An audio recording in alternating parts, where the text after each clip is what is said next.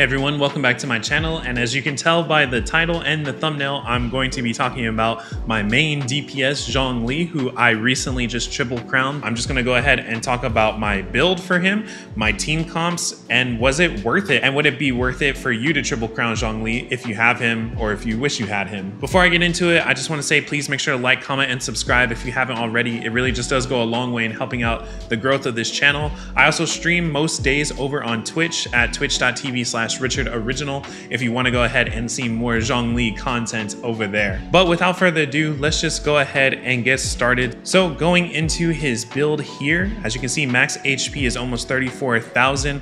There's a lot of people who will usually run him with even more HP than this, like some people who are trying to get like 50k HP by running all HP artifacts as well as a weapon, usually the black tassel. And that's because his shield as well as his attacks do scale with his max HP. But personally, I haven't had an issue with his shield getting broken or anything like that when I hover around 30k HP. Attack is 1.4k, and if I look into the details here, a whopping 69.0% crit rate there, along with 171 crit damage. 127 energy recharge definitely helps him out a bit, and then I'm running a Geo Cup, so he has the Geo damage bonus. Moving on to his weapon, I'm running an R4 deathmatch here. The crit rate secondary substat definitely helps out a lot, and then the passive on it as well, boosting his attack for a main DPS is great. Now, if only I had a Primordial Jadewing Spear or a Sapphahoma, then obviously this could be a lot better, but until that day, I'll just run this deathmatch. And moving on to his artifact sets, I'm running a 2-piece Tenacity of the Millilith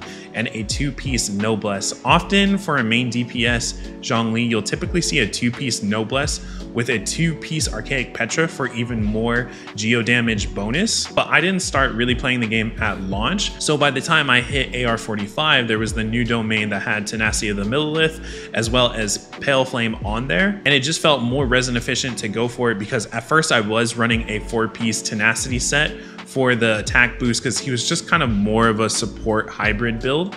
But now that I use him more as a main DPS and specifically to make his burst go crazy, I'm running the 2-piece Noblesse and the 2-piece Millilith. And if I go into the artifacts, here is my flower, which definitely could use a lot more crit damage, but the HP percent is great. I'll take the attack percentage rolls, and some energy recharge in there definitely helps.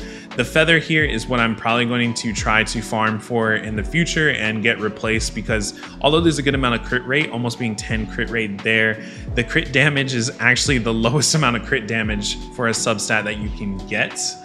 And then moving on to the sands here, I have an HP percentage sands with almost 11 crit rate and 28% crit damage. This is probably my best overall piece, especially for him. And then a Geo damage cup, which wish I could have gotten more crit damage on there, but it is what it is. And then a crit damage main stat circlet here with a decent amount of crit rate, and then at least there's a lot of HP percent, which definitely helps him out too. Now, I do have my Zhongli Constellation 5 on my birthday. It was actually the day that his banner got a rerun. So I went all out getting him, and the initial goal was C4. But by the time I got him C4, I was like, might as well go C5. And if you want to see my pain of pulling on that banner for these constellations, I do have a video up on my channel, and I'll have a card up at the top there that you can click to watch that as well. His talents, like I mentioned, triple crown. So we have 10, 13, and 13. And that's why I'm so broke and only have 400,000 more to my name, hoping and praying for a battle pass reset soon. Okay, and moving on to team comps here, this is pretty much my main world exploration team. So when I'm out exploring in the world, this is usually the main comp that I go with, particularly because I have a lot of fun with this team. I tend to call them my Petra-Freeze team, and that's because Zhongli, with his Q, being able to petrify enemies, and then using the great duo that is Xingqiu and Chongyun, best friends in the game, which I love. Using those two to freeze all the time is incredible, and then using Kazuha there for his Q so that way I can get a damage boost overall to the team, as well as just using his E, because I have to say he's probably one of the most fun characters to use. So I tend to quick swap often with these four. I just try to spam as many E's and Q's as possible with them. So pretty much to show you how this team works and functions together, I'm going to go ahead and fight this Rune Grader here. I'm just going to use my Q with Zhongli, and then I'm pretty much just using Q with everyone else to like boost.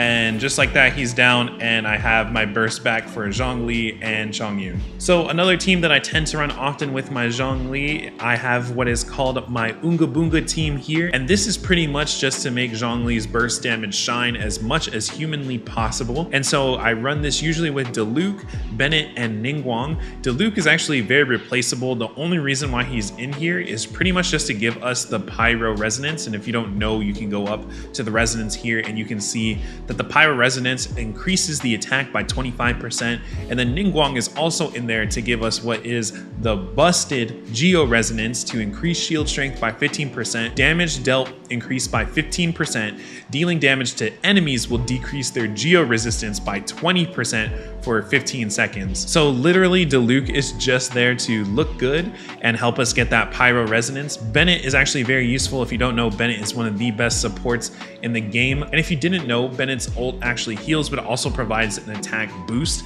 which is incredible, and it's based off of his base attack. So I'm gonna go ahead and head over to everyone's favorite punching bag, the Cryo Regisvine, and show you how I use this team. I'll just set down the pillar here, break this, throw down Benny's ult, use the Jade screen, switch to Zhongli, go through it for the extra buff. I'll deal like a little bit more damage to it just to make sure I have everything stacked, and then no crits. All right, take two. Let's go ahead and try that again.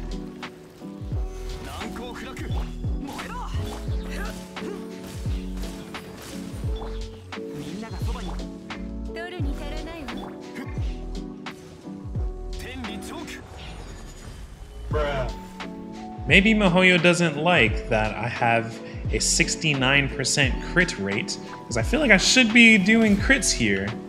But let's try it again.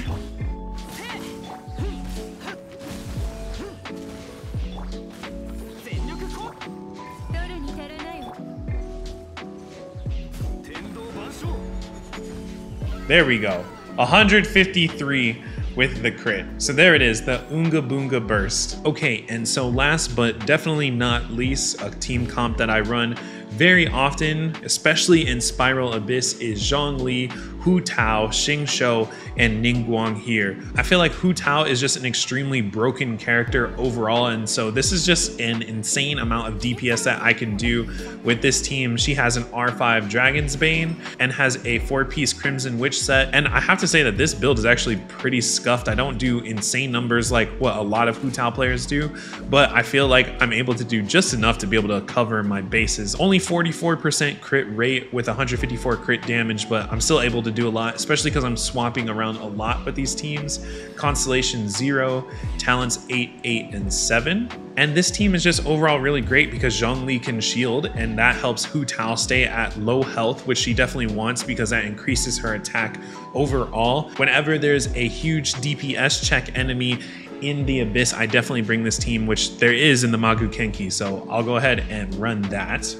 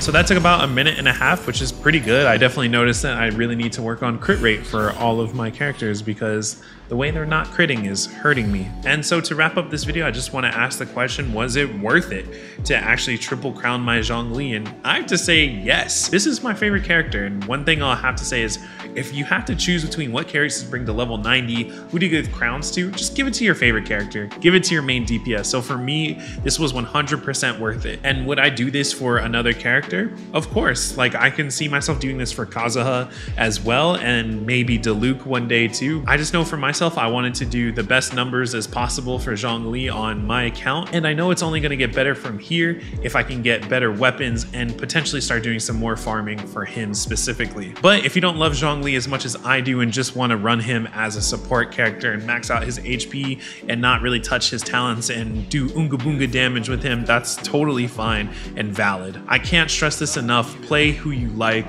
and for me, I just really love Zhongli.